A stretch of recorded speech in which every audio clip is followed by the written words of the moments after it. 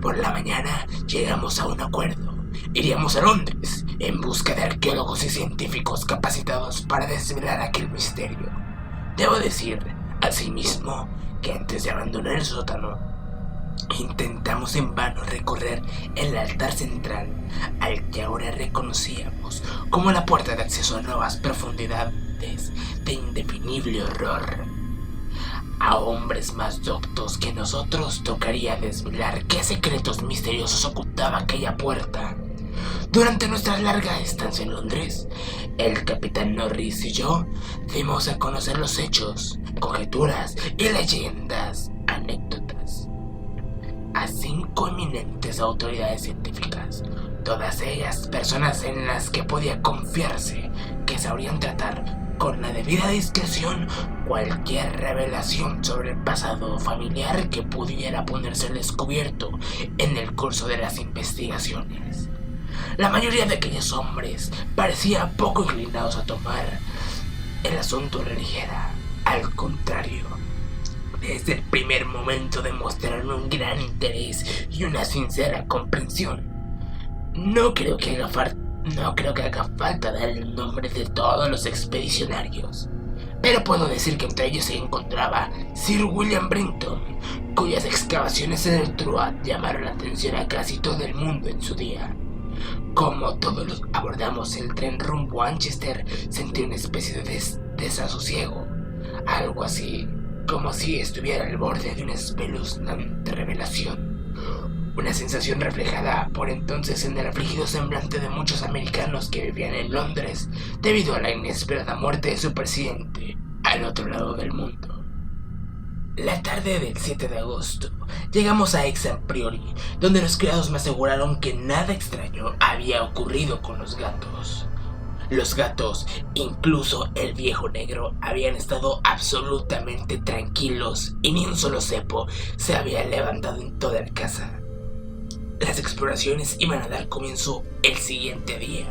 Entre tanto, asigné a cada uno de mis huéspedes habitaciones equipadas con todo lo que pudiera necesitar. Me retiré a mi propia cámara de la torre, con el negro siempre a mis pies. Al poco caí dormido, pero espantosos sueños volvieron a asaltarme. Tuve una horrible pesadilla de una fiesta romana, como la de Trimalcicon, en la que pude ver una abominable monstruosidad en una fuente cubierta. Luego volví a ver aquella maldita y recurrente visión del portero y su hedionda piara en la tenebrosa gruta. Pero cuando me desperté, ya era de día, que en las habitaciones de abajo no se oían ruidos anormales. Las ratas, ya fuesen reales o imaginarias, no me habían molestado en lo más mínimo, y el negro seguía durmiendo plácidamente. Al bajar, comprobé que el resto de la casa reinaba en absoluta quietud.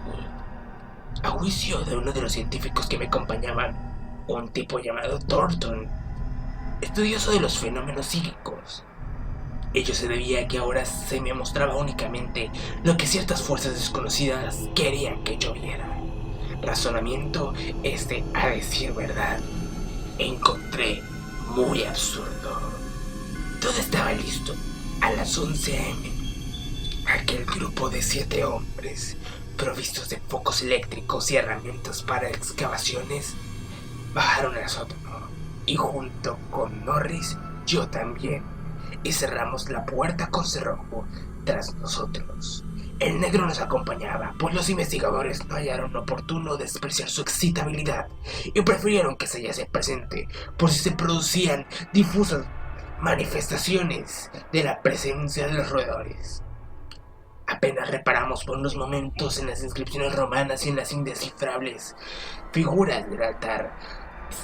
3 de los científicos se habían visto anteriormente y todos los componentes de la expedición estaban al tanto de sus características. Atención especial se prestó al imponente altar central. Al cabo de una hora, Sir William Brinton había logrado desplazarlo hacia atrás, gracias a la ayuda de una especie de palanca para mí desconocida.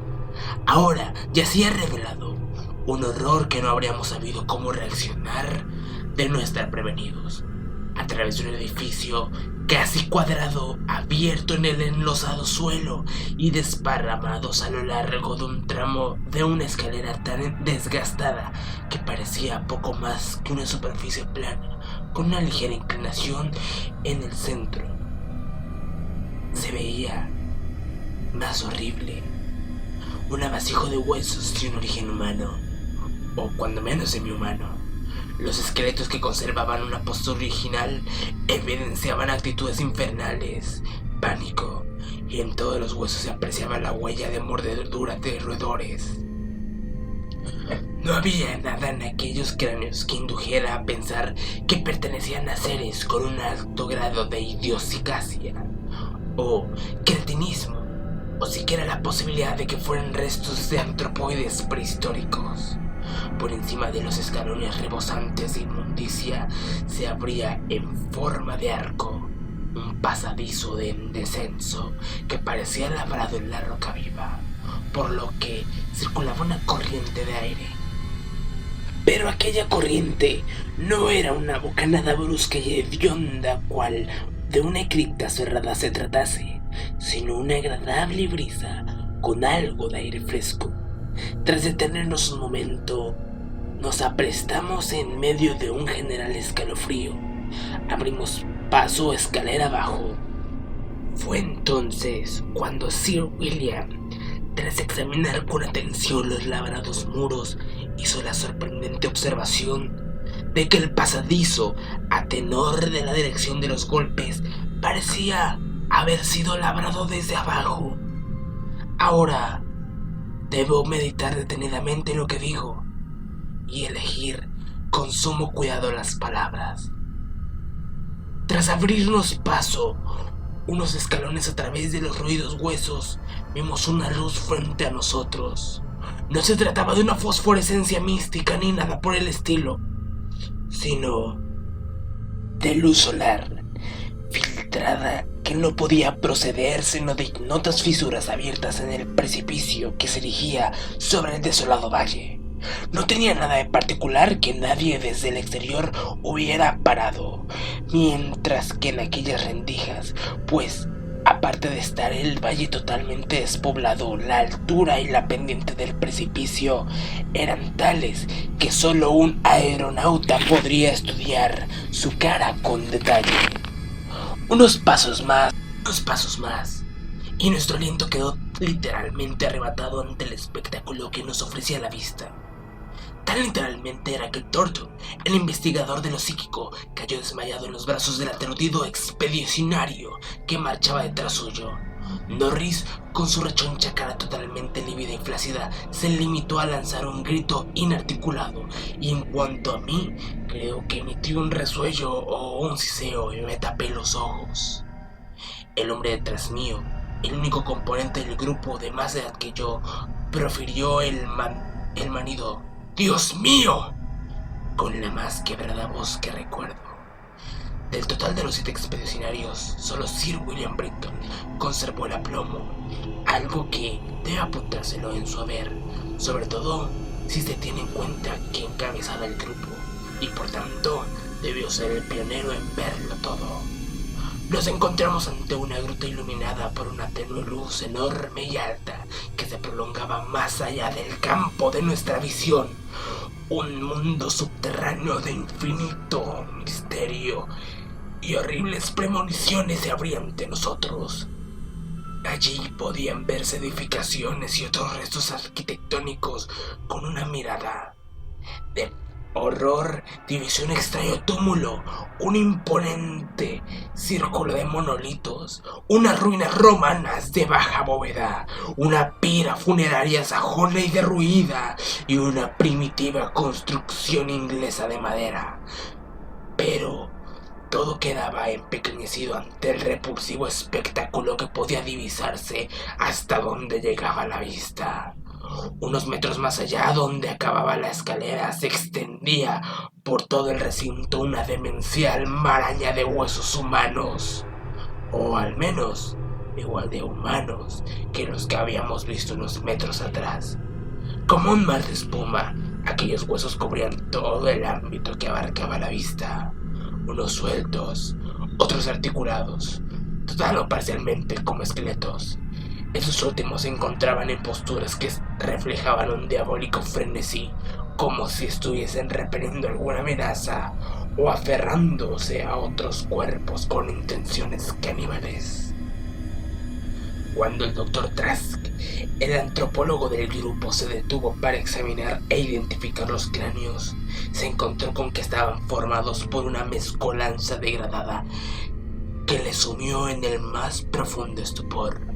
En su mayoría, aquellos restos pertenecían a seres muy por debajo del hombre de Piltdown en la escala de la evolución, pero en cualquier caso eran, sin la menor duda, de origen humano. Muchos eran de grado superior y solo unos pocos eran cráneos, de seres con los sentidos y el cerebro plenamente desarrollados. No había hueso que no estuviera roído, sobre todo por ratas, pero también por otros seres de aquella jauría semihumana. Mezclados con ellos podían verse muchos huesillos de rata, guerreros caídos del letal ejército que había cerrado un antiguo ciclo épico. Dudo que alguno de nosotros conservase su lucidez a lo largo de aquel día de horrores y descubrimientos. Ni Hoffman ni Huysmans podían imaginarse una escena más asombrosamente increíble, más atroz y repulsiva, ni más góticamente grotesca, la que se ofrecía a la vista de aquella sombría gruta por la que 7 expedicionarios avanzamos a tumbos. Íbamos de revelación en revelación, a la vez que tratábamos de evitar todo pensamiento que se nos viniera a la cabeza sobre lo que pudiera haber acaecido en aquel lugar 300, 1000, 2000 o quién sabe si 10.000 años atrás. Aquel lugar era la antesala del infierno y el pobre Thornton volvió a desmayarse cuando Trask le dijo que algunos de aquellos esqueletos debían descender de cuadrúpedos a lo largo de las 20 o más generaciones que les precedieron. A un horror seguía otro cuando empezamos a interpretar las ruinas arquitectónicas. Los seres cuadrúpedos y sus ocasionales reclutas, procedentes de las filas bípedas, habían vivido encerrados en cuevas de piedra, de donde debieron escapar en su delirio final provocado por el hambre o el miedo a los roedores. Por legiones se contaban las ratas, alimentadas evidentemente por la ingestión de las verduras ordinarias, cuyos residuos podían encontrarse aún a modo de ponzoñoso ensilaje en el fondo de grandes recipientes de piedra prerromanos. Ahora comprendía por qué mis antepasados tenían aquellos huertos tan inmensos. Ojalá pudiera relegarlo todo al olvido. No me hizo falta inquirir sobre lo que se proponían aquellas infernales bandadas de roedores. Sir William, de pie y enfocado con su linterna, la ruina romana, tradujo en voz alta el más sorprendente ritual que jamás haya conocido y habló de la dieta alimenticia del culto antediluviano que los sacerdotes de Cibeles encontraron y entremezclaron con el suyo propio. Norris, acostumbrado como estaba a la vida de las trincheras, no podía caminar derecho al salir de la construcción inglesa.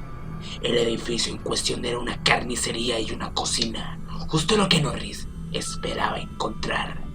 Pero ya no era tan normal ver utensilios ingleses familiares en semejante lugar y poder leer inscripciones inglesas que resultaban conocidas, algunas fechas tan cercanas como 1610. Yo no pude entrar en el edificio. Aquel edificio, testigo de diabólicas celebraciones que solo se vieron interrumpidas por la daga de mi antepasado Walter de la Porre. Si me aventuré a entrar en lo que resultó ser el edificio bajo sajón, cuya puerta de roble se hallaba en el suelo, y en él me encontré una impresionante hilera de 10 celdas de piedra con herrumbrosos barrotes.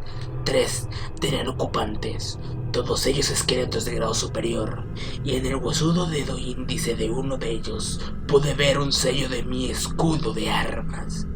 Sir William, encontré una cripta con celdas aún más antiguas debajo de la capilla romana, pero en este caso, las celdas estaban vacías.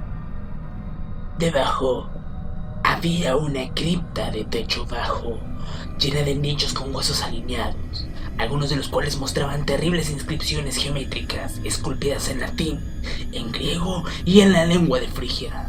Mientras tanto, el Dr. Trask había abierto uno de los túmulos prehistóricos, descubriendo en su interior unos cráneos de escasa capacidad, poco más desarrollado que el de los gorilas, con unos signos ideográficos indescifrables. Mi gato permaneció imperturbable ante todo aquel espectáculo. En una ocasión lo vi pavoneándose encima de una montaña de huesos y me pregunté qué secretos podían ocultarse tras aquellos relampagueantes ojos amarillos. Tras habernos hecho una ligera idea de la espantosa revelación que se escondía en aquella parte de la sombría cueva, lugar aquel tan horripilante que presagiaba en mi recurrente sueño, volvimos a aquel aparente abismo sin fin, a la nocturnal caverna en donde ni un solo rayo de sol se filtraba a través del precipicio. Jamás sabremos qué invisibles mundos vestigios se abrían más allá de la pequeña distancia que recorrimos, pues no creímos que el conocimiento de tales secretos pudieran redundar en pro de la humanidad. Pero había suficientes cosas en las que fijarnos en torno nuestro, pues apenas habíamos dado unos pasos cuando la luz de los focos puso al descubierto la espeluznante infinidad de pozos en que las ratas se habían dado festín y cuyo repentino agotamiento fue la causa de que el ejército de famélicos roedores se lanzaran en un primer momento sobre los rebaños vivos de seres hambrientos y luego se escaparan en tropel del priorato en aquella historia y devastadora orgía que jamás olvidarán los vecinos del lugar. Dios, qué inmundos pozos de quebrados y descarnados huesos y abiertos cráneos, qué cimas de pesadilla rebosante de huesos de pitecántropos, celtas, romanos e ingleses de incontables centurias de vida no cristiana. En unos casos estaban repletos y sería imposible decir qué profundidad tuvieron en otro tiempo. En otros, la luz de nuestros focos no llegaba siquiera al fondo y se les veía abarrotado de las más increíbles cosas. ¿Y qué habría sido? Pensé, de las desventuradas ratas que se dieron de bruces con aquellos cepos en medio de la oscuridad de tan horripilante tártaro.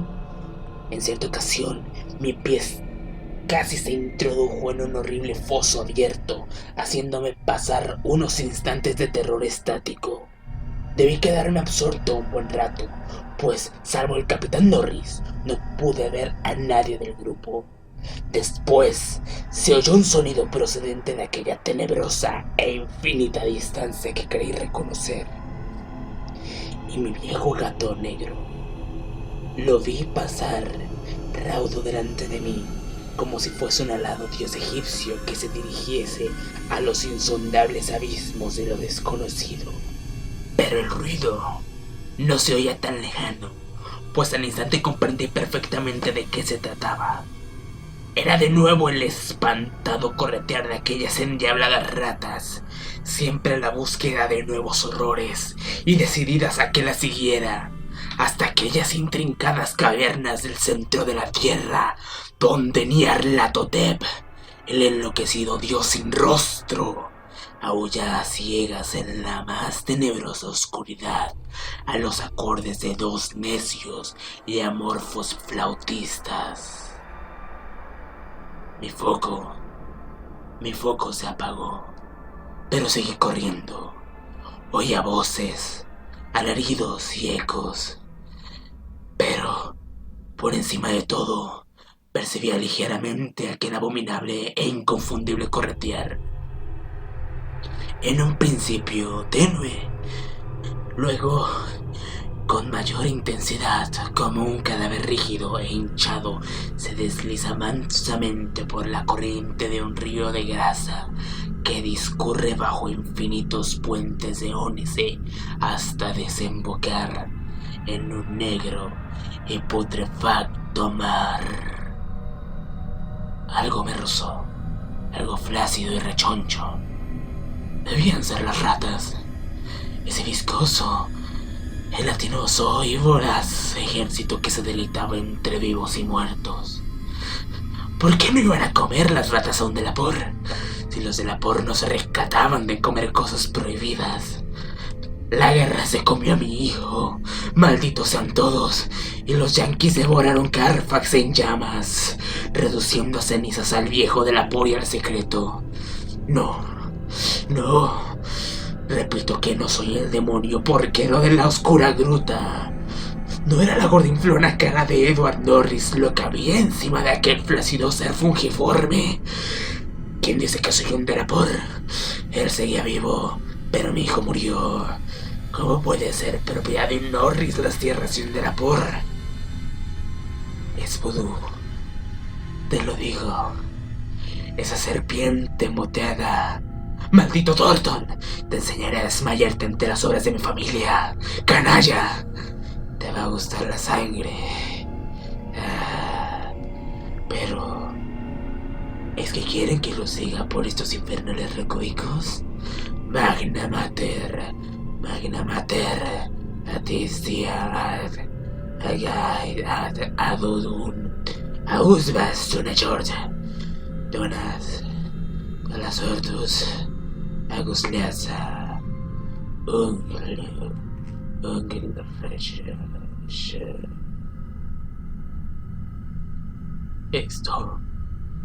Esto es lo que dicen que mencioné cuando me encontraron en la oscuridad 3 horas después.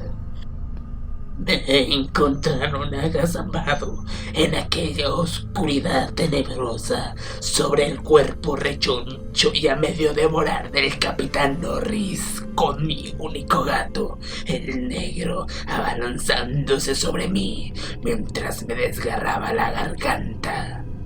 Ahora que han hecho desaparecer ex a priori, se han llevado de mi lado al negro y me han encerrado en esta enredada habitación de Hanwell, y espantosos rumores circulan acerca de mi herencia y de lo que me aqueció en ella.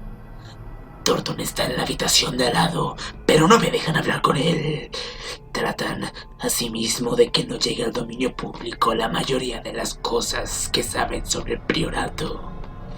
Siempre que hablo del pobre Norris, me acusan de haber cometido algo terrible. Pero deberían saber que no lo hice yo. Deberían saber que fueron las ratas, las escurridizas e insaciables ratas con su continuo ajetreo que no me dejan conciliar el sueño. Las endiabladas ratas que corretean tras los acolchonados muros de la habitación en que ahora me encuentro. Y me reclaman para que las siga en pos de horrores que no pueden compararse con los que hasta ahora conocidos. Las ratas que ellos no pueden oír. Las ratas en las paredes. Fin.